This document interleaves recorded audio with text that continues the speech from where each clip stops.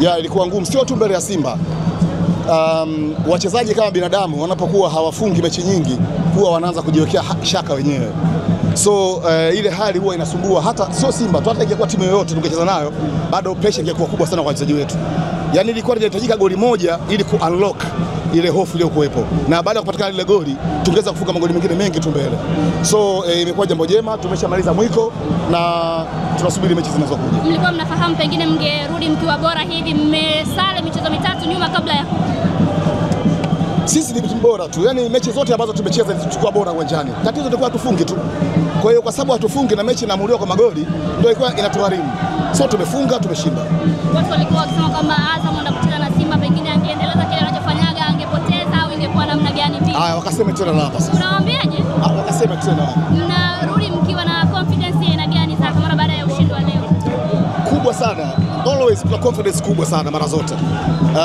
Vitu vidogo vidogo tu watu vinakwamisha kwenye mchezo, lakini hata ukiangalia timu yetu inapocheza inacheza kwa full confidence wakati wote. Ndio maana unaona watu wanapiga pasi nyepesi, yani watu wako huru, wanajiamini, wanafanya kazi. Walikuwa wakizungumza kuhusiana na Gift ya Kitambala, nafasi alizopoteza kwenye mchezo uliopita. Leo amefanya wonders. Neno lako au kiwango chake umekionaje? Kitambala ni mmoja katika wachezaji wetu wengi ambao walikuwa wanakosa nafasi. Kukosa nafasi kuna shusha morali, kuna ongeza kujitilia shaka. Ndio kitu kilichokuwa na kuwepo. Na kwamba ilihitajika goli moja tu kwa ajili kuondoa kila kitu, na imepatikana goli. Na narudia, hii mechi kama ingekuwa dakika zinaendelea tungefunga magoli mengi zaidi, kwa sababu sasa kila mtu alikuwa anaona sasa inawezekana kufunga. Wapinzani unawazungumziaje leo hii Simba, namna ambavyo wamecheza? Simba ni timu nzuri, timu kubwa sana. Inajua kucheza mechi kubwa. Sema tu leo katika mchezo leo tulikuwa tumewazidi, lakini haiondoi historia yao, haiondoi ubora wao. Ni timu kubwa, ni timu bora sana. Nafikiri kwamba mmewazidi leo hii. Ya, tumewazidi, tumecreate nafasi nyingi, tumefunga magoli, tumewazidi. Sasa wapo wanaonekatia tamaa. Mpira hasa na msimu sio lazima mechi ya kwanza, sio mechi ya 5, mechi ya 7, msimu ni mechi 30. So wakati wote chochote kinaweza kutokea. Lakini kwa watu wengine nawaambia asalamu alaykum. Unaonekana kukamia sana hizi mechi Zaka kama inavyosemekana. Ni kweli mkiingia uwanjani mnakamia? Yaani hilo swali bado nauliza mpaka leo. Swali lingine? Pengine password zimepatikana hapa leo Zaka kwa yale ambayo walikuwa wakizungumzwa? Ya. Leo tumeipata code, tumepata password. Na bila shaka kuanzia hapa tutafanya kile ambacho tulikuwa tukitaka kukifanya mara zote, kwa sababu mechi zote ambazo tumecheza na hatujashinda, sisi tulikuwa timu bora uwanjani. Ilikuwa magoli tu yanakataa. Sajabu leo ndio wameanza na kuja mengi huko mbele. Mdogo wako Alikamu alisema kwamba lolote liwakute kwenye mechi yenu ya leo. Kuna message gani ya kumwambia Alikamu? Limetukuta atapata point 3.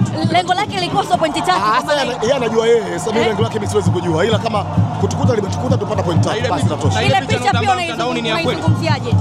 Picha gani? Alosema wewe ndio yule na utoe milioni 10 zake ulizomwaahidi. Kwani katika ile picha nani ni nani pale? Kuna mimi hata mmoja pale simjui yote. Kuna mmoja ni Alikamwe na mmoja anadaiwa ni wewe. Hivi katika umri wangu mimi unaniona? Kuna siku yoyote naweza nikasimama na Alikamwe tukalingana vile? Mimi vile ile picha angesema huyu Zaka yuko na baba, sawa.